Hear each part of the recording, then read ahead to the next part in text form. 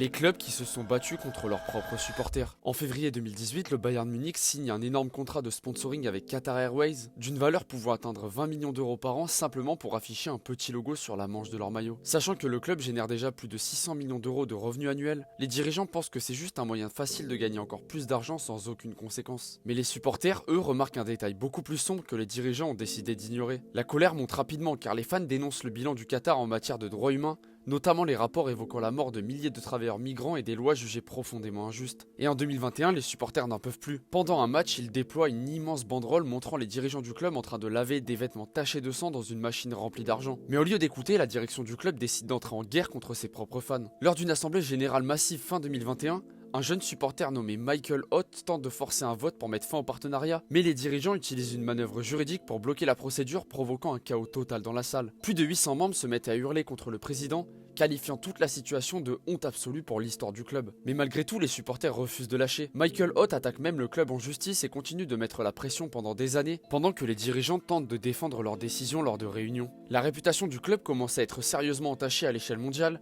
et le conflit devient de plus en plus intense jour après jour. Et finalement, en 2023, la pression devient trop forte. Après 5 années de protestations constantes et de batailles juridiques, le Bayern Munich annonce officiellement la fin du partenariat.